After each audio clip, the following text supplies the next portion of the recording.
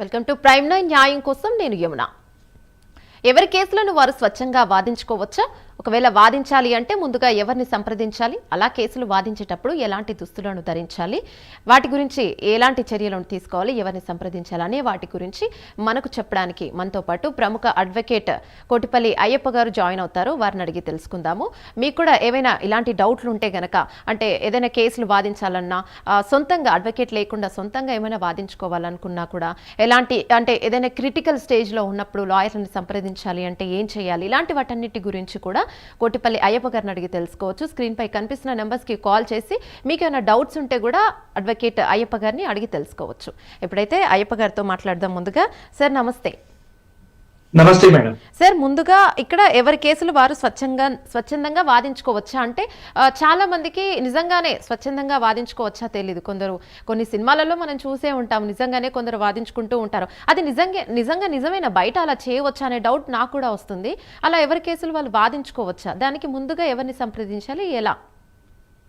మనకి advocates act 1961 దాంట్లో section 32లో ఒక క్లియర్గా కొన్ని ప్రొవిజన్స్ అయితే మనకి ఇవ్వడం జరిగిందండి. ఏ వ్యక్తి అయితే అంటే ఆ పర్సన్ అందులో పిటిషనర్ అయినా ఉండాలి, లేదా ప్రతివాది కానీ అయినా ఉండాలి. ఈ రకంగా ఉన్నటువంటి కేసుల్లో ఎవరికి వారు స్వచ్ఛందంగా తమ కేసుల్ని తాము వాదించుకోవచ్చు. దానికి కొంత న్యాయ పరిజ్ఞానం కూడా అవసరం అండి. అది జడ్జి గారు అనుమతించాలా వద్దా అని చెప్పి కోర్టు యొక్క సమయ భావన వృధా చేయకుండా, లీగల్గా వాళ్ళకి నాలెడ్జ్ ఉండి వాళ్ళు చదువుకున్న వారైతే ఆ కేసుకు సంబంధించినటువంటి విషయాల్లో వాళ్ళు వాదోపవాదాలు కోర్టు వారికి వినిపించవచ్చు తమ కేసుల్లో కూడా, అడ్వకేట్స్ లేకపోయినప్పటికీ కూడా. అది 1961 అడ్వకేట్స్ యాక్ట్ సెక్షన్ 32లో మనకి క్లియర్గా ప్రొవిజన్ అయితే ఉందండి. ఖచ్చితంగా వాదించుకోవచ్చు. రైట్ సార్, మనం కొన్ని సినిమాలలో చూస్తూ ఉంటాం జనరల్గా. ఏంటంటే విక్టిమ్ సైడ్ కనుక లాయర్ని నమ్మకపోయినా, ఒకవేళ సమయానికి వాళ్ళకి లాయర్ రాలేకపోయినా, అటు సైడ్ లాయర్ని వాళ్ళు ఎంచుకునే స్థానంలో లేకపోయినా, మనీ ఇచ్చుకునే స్థానంలో అంటే పొజిషన్లో కూడా లేకపోయినా కొందరు విక్టిమ్స్ వాదించినట్టు కొన్ని సినిమాలలో చూస్తున్నాం. అలా నిజంగా జరుగుతుందంటారా? అంటే మనకి దానికి కూడా చట్టం ఏం చెప్తుందంటే, ఎవరు కూడా మనకి కౌన్సిల్ ఎవరు కూడా మన తరపున వాదించలేనప్పుడు కోర్టు బాధితుల తరపున కూడా న్యాయవాదుల్ని ఇస్తుందండి. అది కూడా ఉంది చట్టంలో. ఎవరైనా ఒక వ్యక్తులు వాళ్ళ ఆర్థిక పరిస్థితి బాగోకపోతే, వాళ్ళ కేసులు ఎవరు వాదించకపోతే స్వచ్ఛందంగా కోర్టు వారే వారికి ఒక లాయర్ని నియమించి వారి కేసుల్లో విచారణ చేపిస్తారండి. అటువంటి సహాయ సహకారాలు కూడా ఉన్నాయి. కొన్ని విషయాల్లో ఎవరికి నమ్మలేని విషయాల్లో కనీసం ఎవరు మనకు న్యాయం చేయలేరు, మన దగ్గర పూర్తిగా ఆధారాలన్నీ ఉన్నప్పుడు ఖచ్చితంగా మన యొక్క వాదనని మనం ఎలాగ నిరూపించుకోవాలి. ఒకవేళ ఆ వ్యక్తి కనుక ముద్దాయి అయితే తన మీద వచ్చినటువంటి ఆరోపణలకు తగ్గట్టుగా తన దగ్గర ఉన్నటువంటి ఆధారాలని కోర్టు వారి ముందు ప్రవేశపెట్టి దాని నుంచి వాదోపవాదాలు కూడా చేసుకోవచ్చు.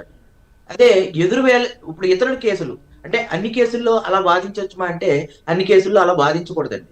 ఎవరికి వారే అందులో వాదించుకోవచ్చు. అది ముద్దాయి అయినా ఉండాలి, కేసు ఫిర్యాదుదారుడైనా అవ్వాలి, ముద్దాయి అయినా అవ్వాలి.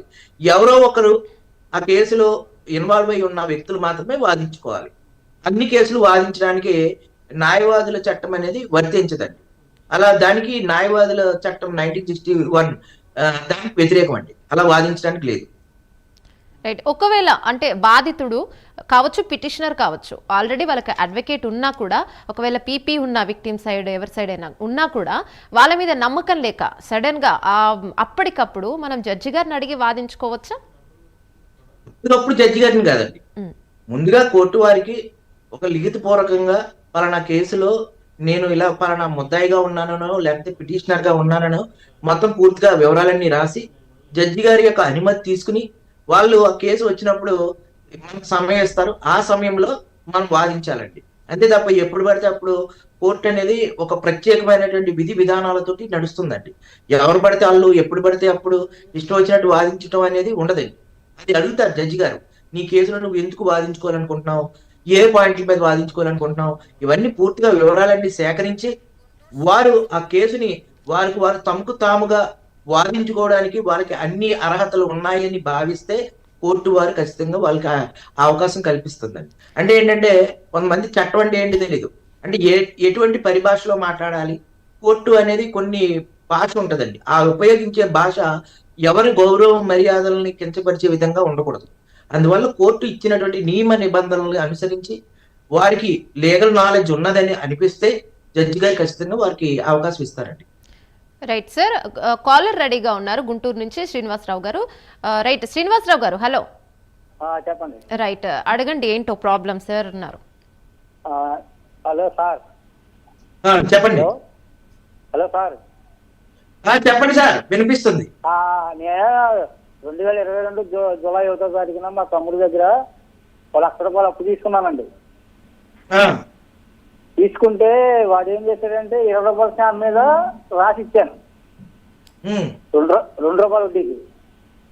ఖాళీ పేపర్ మీద రాసి ఇచ్చారా లేకపోతే మ్యాటర్ రాసి ఇచ్చారా? కాదండి, స్టాంప్ మీద స్టాంప్ ఇచ్చిన ఆయన రాస్తారు కదా. అవునండి, అంటే మీరు ఖాళీ పేపర్ మీద రాసారా లేకపోతే మీకు 20 వేలు మీరు అప్పుగా తీసుకున్నట్టు ₹2 వడ్డీ కట్టి రాసారా దాంట్లో అని అడుగుతున్నా. అలాగే సార్, స్టాంప్ ఇచ్చిన వాళ్ళే పక్కన రాస్తారు కదా, మ్యాటర్ ఆ చేత రాయించి పట్టుకెళ్ళి ఇచ్చాను. అయితే ₹2 వడ్డీ అంటే సరే అన్నాను. వాడు ఏం చేశాడంటే అండి, మళ్ళీ ప్రాంతీయ నోట్లు 2 తెచ్చి 50,000 వేసి నా చేత మధ్యవర్తి చేత సంతకం పెట్టించుకున్నాడు. అయితే ఈ ₹20 స్టాంపు ఇంటి మీద ఇచ్చే అప్పు ఇచ్చినట్టుగా రాయించామండి. నా ఇంటి మీద 130,000 మీద తీసుకున్నట్టు రాయించాడు. ఆ నోటేమో మధ్యవర్తి ప్రాంతీయ నోటు మీద సంతకం పెట్టాడు కదా మధ్యవర్తి. ఆయన చెప్పలేదు ఈయన మా తమ్ముడు. అయితే నాకు 2023 మే నెలలో నాకు ఒంట్లో బాగోలేదండి, సర్జరీ జరిగింది. సర్జరీ జరిగితే ఆ ఎదర ఒక స్థలం ఉందండి, ఇల్లు కాకుండా స్థలం 70 గజాలు. అది మా అబ్బాయి పేరు ఉందండి. అయితే అమ్మేసి అప్పు తీసేద్దామని చెప్పి 10 లక్షలు అయిందండి. అమ్మడానికని వెళ్ళాడు. అదంతా మా అబ్బాయి పేరు ఉందండి. అయితే అమ్మడానికి వీళ్ళేదో గొడవ పెట్టాడు. గొడవ పెడితే కర్ణం గారు అన్నారు, నీకు సంబంధమే ఉంది, అది మీ నాన్నది మీ అమ్మదే కాదు, వాళ్ళు కొనుక్కున్నారు, అది నీకు సంబంధం పెట్టి ఆయన అన్నాడండి. అప్పుడు ఏం చేశాడంటే వాడికి ఇవ్వలేదని నాకు 2 లక్షలు ఇవ్వాలని అందరితో చెప్తున్నాడండి. అయితే అప్పటి నుంచి వడ్డీ కూడా తీసుకుంటలేదండి. 2023 మే నెల నుంచి వడ్డీ తీసుకుంటలేదండి. నాకు ఆ డబ్బులు వచ్చిన తర్వాత ఇక ₹1,00,000 తీసుకునే నీకు వడ్డీ ఇచ్చేస్తున్నాను రా, కాగితాలు ఇవ్వంటే ఆ మధ్యవర్తి అన్నాడు. కాదు, ట్రాన్స్ఫర్ నోట్లు కాదు, మళ్ళీ ఇంకో 1,00,000 తీసుకున్నప్పుడు కదా నాకు తెలుసుకుంటా అన్నాడు. అదేంటే 1,00,000కే మా ఆవిడ మా అబ్బాయి నేను సంతకం పెట్టి ₹20 స్టాంప్ మీద సంతకం పెట్టి ఇచ్చేది. అలాంటిది ఎవరికీ తెలియకుండా ఇంకో 1,00,000 ఎలా ఇచ్చారంటే ఎలా అంటున్నారండి. మీరేమో ట్రాన్స్ఫర్ నోట్ల మీద సంతకం పెట్టేది, అసలు ఆ కాగితం ఉంది ₹20 స్టాంపు, అది మీకు చెప్పలేదాడు. సరే అండి, ఇవన్నీ కాదు కానీ మీకు అతను ఏ రకంగా ఇబ్బంది పెడుతున్నాడో చెప్పండి. ఇప్పుడు ఆ నోటు ఇంకా బతికుంటుంది అంటారా చనిపోయి ఉంటుంది అంటారా ₹20 స్టాంపు? అంటే ₹20 స్టాంప్ అంటే 3 సంవత్సరాలు కాల పరిమితి అండి. ఆ 3 సంవత్సరాలు డేట్ వేస్తే 3 సంవత్సరాల లోపల కనుక అతను ఏదైనా కోర్టుని ఆశ్రయించకపోతే ఆ నోటు అనేది ఆ నోటు కానీ అది కానీ వ్యాలిడిటీ ఉండదండి. అది కాలం చెల్లిపోతుందండి. అది మన జూలై 1కే 3 సంవత్సరాలు అయిపోయిందండి.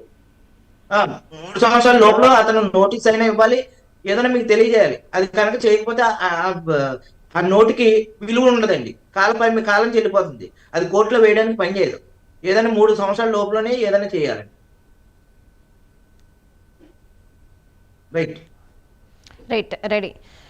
లాయర్ గారు, ముందుగా అంటే విక్టిమ్ కానీ ఇటు సైడ్ ఎవరైనా కూడా పిటిషనర్ కానీ ఇద్దరు వాదించేటప్పుడు ఒకవేళ జడ్జి గారు అనుమతిస్తే వాదించేటప్పుడు అడ్వకేట్లు అంటే వాళ్ళ డ్రెస్ వాళ్ళు వేసుకుంటూ ఉంటారు, మరి పిటిషనర్ వాదించేటప్పుడు అలాంటి నియమాలు ఏమైనా పెడతారా, ఏవి ఉండవంటారా? అంటే కోర్టు అనేది కొన్ని నియమ నిబంధనలు ఉంటాయండి. పల్లెటూరులో మామూలుగా వచ్చేవారు అందరూ కూడా లింగి కట్టుకుని వస్తారండి. అంటే వ్యవసాయదారులు ఏదైనా కేసుల్లో ఉన్నప్పుడు వాళ్ళు కోర్టుకు వచ్చినప్పుడు ఏం చేస్తారు, లింగి కిందకి అనేది వదిలేస్తారు. అది ఒక దుస్తులు ఎప్పటి నుంచో ఉన్నటువంటి ఒక సాంప్రదాయంగా మన కోర్టు యొక్క నియమ నిబంధనలు గౌరవించే వ్యక్తులుగా డ్రెస్ అనేది అంటే ఎబ్బెట్టుగా కాకుండా మంచి హుందా కలిగినటువంటి వస్త్రధారణతో మన కోర్టుకు రావచ్చు. అంటే పర్టికులర్ గా ఈ బట్టలే వేసుకురావాలని లేదు. కాకపోతే జీన్స్ ప్యాంట్ టీషర్ట్ కాకుండా ఒక సాధారణమైనటువంటి బట్టలతో వస్తే అది గౌరవ సూచకంగా ఉంటుంది, కోర్టు వారిని గౌరవించినట్టు మన న్యాయ వ్యవస్థ పట్ల మనకి గౌరవ విధేయతలు ఉన్నట్టు మనకు కనిపిస్తుందండి. రైట్. కోట్ అయితే వేసుకోకూడదండి, సాధారణ బట్టలు వేసుకోవచ్చు. వాళ్ళు ఏ దుస్తులు ధరించినా కానీ అవి ఎవరికి ఇబ్బంది కలగకుండా ఉండేటువంటి దుస్తువుల్ని వేసుకోవాలి. రైట్. లాయర్ గారు ఒక కాలర్ లైన్ లో ఉన్నారు, తీసుకుందాము. చెల్లయ్య గారు చిల్లకూరు నుంచి.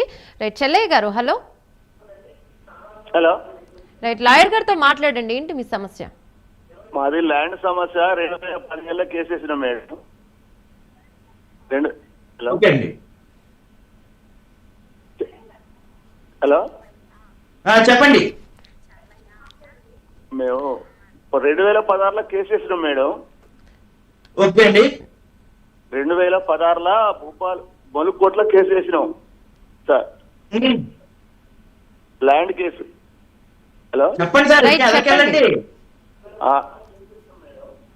అయితే 2016లో చెంపయ్య గారు చెప్పండి, మీ సమస్య ఏంటో పూర్తిగా చెప్పండి, వింటున్నారు లాయర్ గారు. కేసు వేసిన మేడం. కేసు తాత్కాలికమే నడుస్తుంది మేడం. అదే ఓకే. మీరు మీరు కేసును వాదించడానికి మీరు పెట్టుకున్నటువంటి లాయర్ గారిని మీరు సంప్రదించండి. లేదు అంటే మీ కేసు ఏ స్థితిలో ఉందో తెలుసుకోవాలంటే ఒక యాప్ ఉంటుంది, ఈ కోర్ట్స్ అనే యాప్. ఈ కోర్ట్స్ అనే యాప్ లో మీరు ఇన్స్టాల్ చేసుకుని మీ కేసు తాలూకు డీటెయిల్స్ అని ఇక్కడ ఓఎస్ అయితే ఓఎస్ మీరు దాంట్లో మీరు కొడితే ఆ నెంబర్ కొడితే మీ కేసు ఏ స్థితిలో ఉందనేది మీరు తెలుసుకోవచ్చు. దాని ద్వారా తదుపరి ఏం చేయాలి, కోర్టుకి ఏమేమి సమర్పించాలని చెప్పి దాని నుంచి మీరు అడ్వకేట్ గారిని సంప్రదించవచ్చు. లేదంటే ఈ కోర్ట్స్ ద్వారా మీ కేసు యొక్క పరిస్థితి ఎలా ఉందనేది కూడా తెలుసుకోవచ్చు. రైట్, లాయర్ గారు ఈ దుస్తుల గురించి మాట్లాడారు ఇందాక మీరు. అంటే దుస్తులు అనేది క్రమశిక్షణగా ఉండాలి కోర్టు పరిధిలోకి వచ్చినప్పుడు అని చెప్పారు. అలాంటి సమయంలో ఎవరైనా దుస్తులు అంటే కొందరు అనుకోకుండా అనివార్య కారణాల వల్ల ఏదైనా అకేషన్కి వెళ్ళినప్పుడు అలాంటి దుస్తులతో ఇటు వచ్చినప్పుడు ఎవరైనా అంటే శిక్ష వేసే అధికారం జడ్జికి ఉంటుందా? ఆ దుస్తులను బట్టి ఇలా వచ్చారు అని ఏమైనా అనే అవకాశాలు ఉన్నాయా ఏంటి? అలానే కాదండి, కోర్టు కొన్ని వాళ్ళు డ్రింక్ చేసి రావటం ఇటువంటి వాటిని బాగా పరిగణిస్తుందండి. కొంతమంది నేను ఎందుకంటే ఇబ్బంది లేనటువంటి దుస్తువులు ఎందుకు అన్నానంటే, కొంతమంది మహిళలు అంటే కోర్టు అనేది ప్రతి ఒక్కరికి ఉండేటువంటి ఒక ప్రజా ప్రదేశం అండి. మహిళలు వారికి ఎక్స్పోజింగ్ ఇటువంటి కాకుండా మంచి ఉన్నతమైనటువంటి మన సాంప్రదాయ సనాతన ధర్మాన్ని మన కోర్టు యొక్క నియమ నిబంధనల్ని గౌరవించే విధంగా ఉండాలి.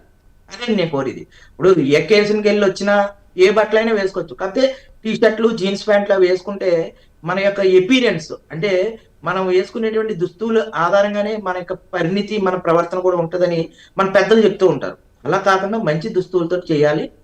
ఏ కేసులైనా వాదించుకోవచ్చు అండి. సివిల్ కేసులు వాదించుకోవచ్చు, క్రిమినల్ కేసులు కూడా వాదించుకోవచ్చు.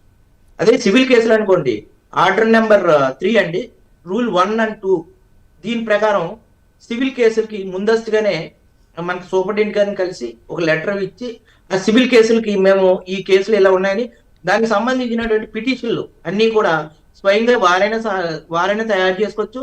లేదంటే ఒక సహాయకులు అయినటువంటి న్యాయవాదులను సంప్రదించి వారి ప్రకారం కోర్టుకు అవసరమైనటువంటి సివిల్ పిటిషన్లకు సంబంధించినటువంటి ఆ పిటిషన్ కాగితాలని తయారు చేయించుకుని కోర్టు ముందు వాటిని ముంచి మీ కేసును మీరు స్వయంగా వాదించుకోవచ్చు అండి. రైట్, అయితే ఈ లాయర్ గారు ఇందాక మనం మాట్లాడుకున్నాము, పిటిషనర్ కావచ్చు అలాగే విక్టిమ్ కావచ్చు, ఎవరి తరపునైనా వాదించాలి అనుకున్నప్పుడు అది క్రిమినల్ కావచ్చు సివిల్ కావచ్చు ఏదైనా వాదించవచ్చా, లేకపోతే క్రిమినల్ కేసులు మాత్రమే వాదించుకోవాలి, ఏదైనా మాత్రమే వాదించుకోవచ్చు? అడ్వకేట్స్ యాక్ట్ 32 ప్రకారం క్రిమినల్ కేసుల్ని, ఆర్డర్ 3 రూల్ నెంబర్ 1 and 2 ప్రకారం సివిల్ కేసులను కూడా మనం వాదించుకోవచ్చు అండి. మన క్లియర్ కట్ గా అడ్వకేట్స్ యాక్ట్ లో కూడా ఉంది. కానీ మన కేసుల్ని మనమే వాదించుకోవాలి తప్ప వేరే వ్యక్తుల కేసుల్ని మనం వాదించడానికి లేదండి. అది చట్టంలో ఎవరి కేసులు వాళ్ళు వాదించుకోవాలి. అలాగని కోర్టు యొక్క కాలయాపన చేయకూడదు. అంటే మనం ఇంటి దగ్గర మాట్లాడిన విధంగా కాకుండా కోర్టుకి ఆ కేసుకు సంబంధించినటువంటి ఏ వివరాలు అయితే అవసరమో ఆ వివరాల ప్రకారం ఎంత టైం కావాలో అంత టైంలోనే మాట్లాడాలి. కోర్టు వారు మనకు సమయం ఇస్తారు. మీరు ఎందుకు వాదించుకోవాలనుకుంటున్నారు, మీ దగ్గర ఏ ఆధారాలు ఉన్నాయి, ఏ కారణం చేత మీరు లాయర్ నమ్మట్లేదు, ఇవన్నీ జడ్జి గారు అడుగుతారండి. అవన్నీ వాళ్ళకి వివరణ ఇవ్వాలి. ఆ వివరణ ఇస్తే మనకి చట్టం మీద న్యాయ వ్యవస్థ మీద అవగాహన ఉంది. దానివల్ల కోర్టు సమయం వృధా కాదు. వీరి వాదనల ద్వారా వీరికి న్యాయం జరుగుతుంది అని కోర్టు భావిస్తే కంపల్సరీగా వారికి ఖచ్చితంగా అనుమతిస్తారండి. రైట్. లాయర్ గారు, అంటే కేసు వాదించాలంటే లా పట్టా ఉండాలి, లేదు అంటే అందులో ఆ విక్టిమ్ అయినా ఉండాలి, ఆ కేసులో పిటిషనర్ అయినా ఉండాలి. అలా కాకుండా లా చేస్తూ ఉన్నప్పుడు మధ్యలో అంటే ఎల్ఎల్బి చేస్తున్నప్పుడు కానీ, థర్డ్ ఇయర్ కానీ, సెకండ్ ఇయర్ కానీ చదువుతున్న దశలో కూడా వాదించే అవకాశం ఏమైనా దొరుకుతుందా? అలా ఏముండదండి. ఇప్పుడు ఖచ్చితంగా మనకి లా పట్ట పూర్తవ్వాలి. మనకి న్యాయవాదుల చట్టం ప్రకారం 1961 ప్రకారం మనం ఒక కోర్టులో ఎన్రోల్ అవ్వాలి. ఆ ఎన్రోల్మెంట్ నెంబర్ రావాలి. హైకోర్టు బార్ కౌన్సిల్లో హైకోర్టులో కూడా ఓత్ అనేది ఒకటి ఉంటుందండి. హైకోర్టు డిగ్రీ పూర్తి అయిన తర్వాత లా పట్ట పూర్తయింది, ఆ ఓత్కి అటెండ్ అయ్యి మనకు అక్కడ టెంపరీ నెంబర్ తీసుకున్న తర్వాత all India bar council exam అనేది ఉంటుంది. అది 3 సార్లు పెడతారు. దాంట్లో క్వాలిఫై అయిన తర్వాత మనకి ఏ కోర్టులో అయితే ప్రాక్టీస్ చేస్తున్నామో ఆ కోర్టులో సభ్యత్వం కలిగి ఆ కోర్టులో వాదనలు అనేది వినిపించుకోవచ్చు. అది హైకోర్టు అవ్వచ్చు, లోవర్ కోర్టు అవ్వచ్చు, ఏ కోర్టులో అయినా చేసుకోవచ్చు అండి. అంటే all India bar council exam కూడా మనం పాస్ అవ్వాలి. ఓకే. ఈ సివిల్ గురించి అంటే ఇప్పుడు ఎవరైనా సివిల్లో బాధితులు ఉన్నారంటే వాళ్ళకి ఈ సెక్షన్స్ అన్ని ఖచ్చితంగా గుర్తుపెట్టుకునే ఉండాలా? వాదించే వాళ్ళు సడన్గా అంటే బాధితులు కావచ్చు ఎవరైనా సెక్షన్స్ గుర్తు లేకపోయినా ఏదో రకంగా మేనేజ్ చేసేలా వాదించుకోవచ్చా? ఎలా ఏంటి? అలాంటి మేనేజ్మెంట్ ఏం కాదండి, సెక్షన్లు అనేవి కాదు కదండి. కోర్టు ఏంటి, ఇప్పుడు కేసుకు సంబంధించిన డీటెయిల్స్ సెక్షన్లు అవసరం అండి. కోర్టుకి ఏం కావాలి, ఆధారాలు కావాలి. ఏదైనా ఒక విషయంలో వాళ్ళు తప్పు చేశారు, రైట్ చేశారు, కొన్ని ఎవరిదైనా ఒక స్థలం కబ్జా చేశారండి. కబ్జా చేసినప్పుడు లాయర్ వాళ్ళని మోసగించాడు, వాళ్ళకి సంబంధించిన డాక్యుమెంట్లు ఏవి కూడా కోర్టుకి వారికి ప్రొడ్యూస్ చేయలేదు. మరి కేసు వాదనకు వచ్చినప్పుడు లాయర్ కూడా మీకు సహకరించకపోతే అప్పుడు మీ దగ్గర ఉన్నటువంటి ఆ కాగితాలు ఏదైతే దస్తావేజులు ఉన్నాయో వాటిని నకలు తీసుకుని వాటి సర్టిఫికేట్ కాపీస్ కూడా తీసుకుని అవన్నీ కోర్టు ముందు నుంచి, సార్ మేము ఇలా పలానా న్యాయవాదిని కలిసాము, అతను మా కేసు సక్రమంగా చేయలేదు, మేము చెప్పినప్పుడు ఈ కేసులో ఇవన్నీ కూడా అతను కోర్టు వారికి సమర్పించలేదు, మా దగ్గర ఇవన్నీ ఆధారాలు ఉన్నాయి, వీటిని పరిగణలోకి తీసుకుని ఆధారభూతంగా పరిగణలోకి తీసుకుని మాకు ఈ కేసులో ఇలా న్యాయం చేయండి, పలానా వ్యక్తులు మా స్థలాన్ని ఇలా కబ్జా చేశారు, లేదంటే పలానా వాళ్ళు మమ్మల్ని ఇలా కొట్టినప్పుడు అప్పుడు మా దగ్గర కొన్ని వీడియోలు ఉన్నాయి, పోలీసు వారికి ఇచ్చాము, పోలీసు వారికి ఇచ్చినప్పటికీ కూడా వాళ్ళు మా కేసులో ఎటువంటి న్యాయం చేయలేదు, అందువల్ల మాకు కోర్టు యొక్క నాలెడ్జ్ లేదు కాబట్టి మా దగ్గర ఉన్న ఆధారాలని ఫోరెన్సిక్ సైన్స్ ల్యాబ్కి పంపించి RFSLకి అది పూర్తి స్థాయిలో మేము దానికి సంబంధించిన ఖర్చులన్నీ పెట్టుకుంటాము, అవన్నీ నిజ నిర్ధారణ చేసిన తర్వాత వాటిని కోర్టు సాక్ష్యం కింద పరిగణలోకి తీసుకుని మాకు న్యాయం చేయమని చెప్పి అలా కూడా అడగొచ్చు అండి. అలా అడిగిన దాఖలాలు చాలా ఉన్నాయి. వరంగల్లో కూడా ఒక కేసులో గతంలో అడిగిన సందర్భాలు కూడా ఉన్నాయి 2005 ఆ సంవత్సరంలో. రైట్. అంటే ఇప్పుడు కోర్టులో పిటిషనర్ కావచ్చు, విక్టిమ్ కావచ్చు, ఆ పిటిషనర్ తరపున ఎవరైనా అంటే ఆధారాలు సమర్పించిన ఆ లాయర్ వాళ్ళ తరపున లాయర్ ఏదైనా చీట్ చేసి ఆ ఆధారాలని లేకుండా చేయడమో లేదంటే జడ్జి గారికి చూపించకుండా ఉన్నప్పుడు పిటిషనర్ ఈ విధంగా జడ్జి గారిని అడిగినప్పుడు నిజంగానే లాయర్ని జడ్జి గారు అడుగుతారా, ఎందుకు వాళ్ళ వైపు ఆధారాలు ఇవన్నీ మీరు చూపించలేదు అని జడ్జి ఆ లాయర్ని క్వశ్చన్ చేసే అవకాశం ఉంటుందా అక్కడ? అంటే అక్కడ సమయం సందర్భం బట్టి ఒకవేళ బాధితుల తరపున ఆ లాయర్ గారి అన్యాయం చేస్తున్నారని కోర్టు భావిస్తే అప్పుడు కోర్టు వారు అయ్యా మీకంటే ఏ కారణం చేత, అంటే ఒకవైపే కాదు కదండి, వాళ్ళు చెప్పగానే కోర్టు అడగదు కదా, వాళ్ళు అబద్ధాలు చెప్తున్నారా నిజాలు చెప్తున్నారా, వాళ్ళు ఫీజు ఇచ్చారా ఫీజు ఇవ్వలేదా, ఏ కారణం చేత లాయర్ గారు కేసు చేయట్లేదని చాలా కారణాలు ఉంటాయి కదండి. ఆ కారణాలన్నీ కూడా సవివరంగా కోర్టు తెలుసుకున్నాకే మాట్లాడుతుందండి. ఎవరు ఏది కంప్లైంట్లు చేస్తే దాన్ని ఆధారం చేసేసుకుని జడ్జిలు కానీ ఎవరు ఏమి అనరండి. ఒకవేళ నిజంగా అతను చేయకూడనటువంటి పనులు ఏమైనా చేస్తే మనకి బార్ కౌన్సిల్లో కూడా వారి మీద ఫిర్యాదు చేసుకోవచ్చు. పలానా కేసులో నాకు ఇలా అన్యాయం జరిగింది, అతను ఇలా నాకు అన్యాయం చేశాడని చెప్పి వాళ్ళ దగ్గర ఉన్నటువంటి ఆధారాన్ని సమర్పించుకుని బార్ కౌన్సిల్ ఫిర్యాదు చేస్తే బార్ కౌన్సిల్ అనేది దాన్ని కూర్చోబెట్టి దాని మీద ఎంక్వైరీ చేసి అది నిజమని తెలిస్తే అతని బార్ సభ్యత్వం రద్దు అవుతుందండి. రైట్. లాయర్ గారు, ఒక కేసుని నమ్మి మనం ఒక లాయర్ గారికి ఇస్తే అంటే ఏ కేసు అయినా కూడా భారతదేశంలో ఎన్నో లక్షల కేసులు ఉన్నాయి కాబట్టి త్వరగా తేలవు కాబట్టి ఏదైనా మినిమం 5-6 ఏళ్ళు 7-8 ఏళ్ళు అంటూ ఒక లాంగ్ ప్రాసెస్ అంటూ జరుగుతూ ఉంటుంది. మరి అలాంటి ప్రాసెస్ని తగ్గించి మనం కేసుని ఎప్పటికప్పుడు ఫాస్ట్గా చేపించాలి అనుకుంటే అది ఖర్చుతో కూడిన పని అని కొందరు అంటూ ఉంటారు. నిజంగా ఎక్కువ ఖర్చుతో కూడిన పనేనా, దాన్ని ఫాస్ట్గా చేయవచ్చా ఒక కేసుని? కాకపోతే ఈ కేసుకి ఇంతే టైం ఉంటుంది, ఈ టైంకి బెంచ్ మీదకి వస్తుంది, ఈ టైం తర్వాతనే ఛార్జ్ షీట్ వేస్తారు అనేవి పక్కాగా ఉంటాయి అవి? అంటే పోలీసు వారికి కేసుల్లో దాని సెక్షన్లు బట్టి CCలు SCలు అంటారండి, క్యాలెండర్ కేసు, సెషన్ కేసు అని. వాటిల్లో కోర్టు అనేది కొంత 60 రోజులు 90 రోజులని 2 టైమ్స్ అయితే ఇచ్చింది.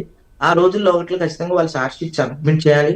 బాధితులకు ఒక అన్యాయం జరిగితే ఏ సెక్షన్ లో ఉండి ఏ సెక్షన్ లో పోలీసులు వేశారు, వాళ్ళకి అన్యాయం ఎలా జరిగిందని ప్రొటెస్ట్ పిటిషన్ వేసుకుని ఆ సెక్షన్లు పెంచుకోవడం కానీ, లేదంటే వాళ్ళకి అన్యాయం జరిగింది అనుకోండి దాన్ని కూడా కోర్టు వారికి పిటిషన్ ద్వారా తెలియజేయచ్చు. ఇదంతా ఒక ఎత్తు.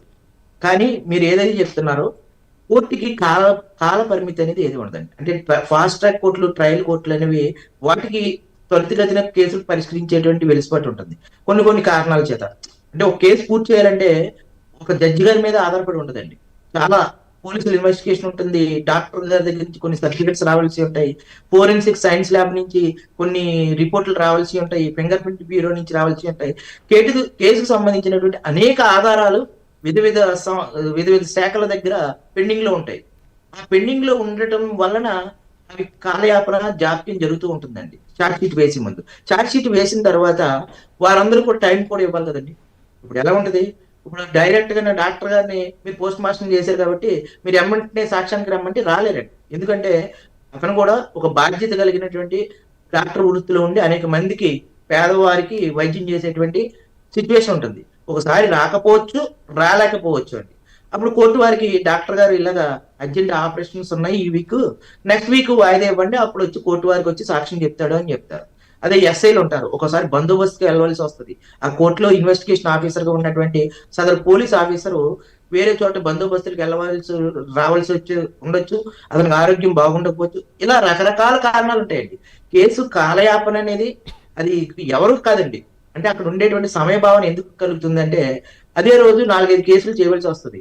ఆ కేసులు చేసేటప్పటికి ఆ రోజున వాయిదాలు ఉన్న కేసులు మళ్ళీ ఇంకో రోజుకి వేస్తారు. అలా కేసుల సంఖ్య పెరిగిపోవడం, కోర్టుల సంఖ్య తగ్గుగా ఉండటం, న్యాయమూర్తుల యొక్క సంఖ్య తక్కువగా ఉండటం, ఇటు సిబ్బంది కొరత కూడా ఉండటం, సూపరింటెండెంట్లు ఉండరు, టైపిస్టులు ఉండరు, బోల్డని కొరతలు ఉంటాయండి. అంటే ఒక కేసు చెయ్యాలంటే టైపిస్ట్ ఉండాలి, స్టెనో ఉండాలి, సూపరింటెండెంట్ ఉండాలి, బెంచ్ గుమస్తా ఉండాలి, ఇవన్నీ రికార్డు మెయింటైన్ చేసేటువంటి క్లర్క్స్ ఉండాలి, బోల్డ్ అంత విధానం నడుస్తూ ఉంటుందండి బ్యాక్ ఎండ్. ఇవన్నీ అవితే కానీ కేసుని పకడ్బందీగా చేయరు. ఇన్ని శాఖలు పనిచేస్తే ఒక కేసు ఎదరికి వెళ్తుందండి. ఇన్ని శాఖలు పనిచేయాలంటే ఒక జడ్జి గారి మీద ఆధారపడి ఉంటుంది కదా. అందువల్ల వీటి వల్ల కాలయాపన జరుగుతుంది. ఒక నిర్దిష్ట కాల పరిమితి అనేది ఏది ఉండదండి. ఇప్పుడు కేసులు అనేవి న్యాయవాదులు అనుకూలంగా ఉండాలి, అందుబాటులో ఉండాలి, న్యాయమూర్తి ట్రైనింగ్కి వెళ్ళకుండా అందుబాటులో ఉండాలి. అలా ఉన్నప్పుడు త్వరితగతిన కేసులు ఎదరికెళ్తూ ఉంటాయండి. మధ్య మధ్యలో న్యాయమూర్తులు కూడా ట్రైనింగ్స్ ఉంటాయి, వాళ్ళు కూడా వెళ్ళి శిక్షణ కాలం ముగించుకుని మళ్ళీ వచ్చేటప్పటికి ఆ కేసులు మళ్ళీ అలాగే పెండింగ్ లో ఉంటాయి. ఈ రకమైనటువంటి సమయ భావన, ఈ రకమైనటువంటి విధానాల వల్ల కేసులు జాప్యం అవుతాయి కానండి పర్టికులర్ గా ఎవరు కేసుల్ని కావాలని చెప్పి ప్రొలాంగ్ చేయరు. మనకున్నటువంటి సిస్టము ఇన్ని వ్యవస్థల మీద ఆధారపడి ఉండటం వల్లనే కేసులు అనేవి చేయడం అని పరిష్కరించడానికి కొంత సమయభావం ఏర్పడుతూ ఉందండి. రైట్. లాయర్ గారు, ఒక కోర్టులో అంటే విక్టిమ్ కానీ పిటిషనర్ కానీ ఏదైనా వాదించుకోవాలి వాళ్ళ కేసు అన్నప్పుడు వాళ్ళకు ఖచ్చితంగా ఏదైనా ఒక డిగ్రీ పట్టా లాంటిది కన్ఫర్మ్గా ఉండాలంటారా, లేదా ఎంతో కొంత చదివినా ఆ నాలెడ్జ్ తెలిసినా వాదించుకోగలము అనే కాన్ఫిడెంట్ ఆ కేసుకు సంబంధించి సాక్ష్యాలు ఉంటే కూడా మేనేజ్ చేయొచ్చు అంటారా? ఎట్లండి, ఇది చదవాలి, ఇది చదవకూడదు, లేకపోతే ఈ పట్టా పొందాలని ఎక్కడా కూడా సెక్షన్ 32 ఎక్కడా లేదండి. వారి కేసు పట్ల అవగాహన ఉండాలి, న్యాయ వ్యవస్థ పట్ల అవగాహన ఉండాలి, కోర్టులో ఎలా మాట్లాడాలనే అవగాహన ఉండాలి, కోర్టులో వాడు ఉపయోగించే భాష మీద అవగాహన ఉండాలి, ముందుగా ఆ కోర్టు వారి యొక్క అనుమతి తీసుకోవాలి. ఇవన్నీ ఉంటాయండి. అంతేగాని వాళ్ళకి ఏ రకమైన వాదించాలనేది ఏముండదండి. వాళ్ళ డిగ్రీ చదివితేనే వాదించాలి వెనకని, వాళ్ళ కేసు మీద అవగాహన ఉండాలి పూర్తి స్థాయిలో. అప్పుడు ఏం జరిగిందని వాళ్ళు నిశ్చితంగా కోర్టు వారికి చెప్పగలగాలి. ఇటువంటి అన్ని ఉండాలండి. అటువంటి ఉన్నప్పుడు మాత్రమే వాళ్ళు వాదించుకోగలుగుతారండి. అంతే తప్ప కోర్టు కూడా అడుగుతుంది కదండి. ఇప్పుడు చాలా కేసులు పెండింగ్ లో ఉంటున్నాయి. మీరే అంటున్నారు కదా కేసులు కాలయాపన జరుగుతుందని. 6 సంవత్సరాలు 7 సంవత్సరాలు 6 సంవత్సరాలు 7 సంవత్సరాలు పట్టడానికి కారణం ఏంటి? కోర్టు అవకాశం కూడా ఇస్తుందండి. కోర్టు సమయాన్ని ఎవరు వృధా చేయకూడదు కదండి. కోర్టులో చాలా మంది న్యాయవాదులు ఉంటారు, న్యాయమూర్తులు ఉంటారు, బోలంత వ్యవస్థ పనిచేస్తుందండి. ఒక కోర్టు పనిచేయాలంటే దాదాపు 70-80 మంది సిబ్బంది దానికోసం పనిచేస్తూ ఉంటారు. బ్యాక్గ్రౌండ్ అండి. దానికి ఒక యాప్ ఉండాలి, సర్వర్ మెయింటైన్ చేయాలి, బోర్డు అన్ని తతంగం అండి. ఇదంతా చేసేటప్పటికి ఏమవుతుందంటే వాళ్ళు వాదించే వాదనలు ఖచ్చితంగా ఆ కేసుకి పనికొచ్చేటువంటి వాదనలా ఉండాలి. ఏదో ఇంటి దగ్గర పిచ్చాపాటిగా ఇద్దరి మధ్య వ్యక్తుల సంభాషణ లాగా ఉండకూడదు. ఆ కేసుకు సంబంధించినటువంటి పూర్తి స్థాయిలో ఆధారాలు, అవగాహన అన్నీ కలిగి, వారికి న్యాయ వ్యవస్థ పట్ల అవగాహన కలిగి, చట్టాల మీద గౌరవం ఉండి ఏ విధంగా మాట్లాడాలనేది అన్ని వాళ్ళకి అనుభవం ఉన్నప్పుడు ఖచ్చితంగా వాళ్ళకి కోర్టు అనేది అనుమతిస్తుందండి. అనుభవం అంటే ఆ వాదించిన అనుభవం కాదండి, అట్లీస్ట్ ఆ పరిజ్ఞానం, ఆ విషయ పరిజ్ఞానం అనేది కూడా తెలియాలి వాళ్ళకి. రైట్, ధన్యవాదాలు సార్, చాలా చక్కగా తెలిపారు.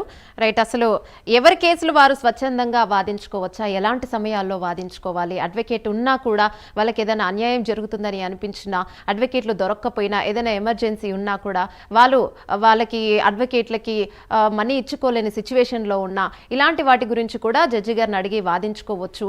మరియు ఎలాంటి దుస్తులు ధరించాలి కోర్టుకు వెళ్ళేటప్పుడు, అలాగే లా పట్టా లేకుండా కేసులు వాదించవచ్చా, ఇలాంటి వాటి గురించి ప్రముఖ న్యాయవాది కోటిపల్లి అయ్యప్ప గారు చాలా చక్కగా వివరించడం జరిగింది. ఇది ఇవాల్టి ప్రైమ్ 9 న్యాయం కోసం. మరిన్ని అప్డేట్స్ కై చూస్తూనే ఉండండి ప్రైమ్ 9 న్యూస్.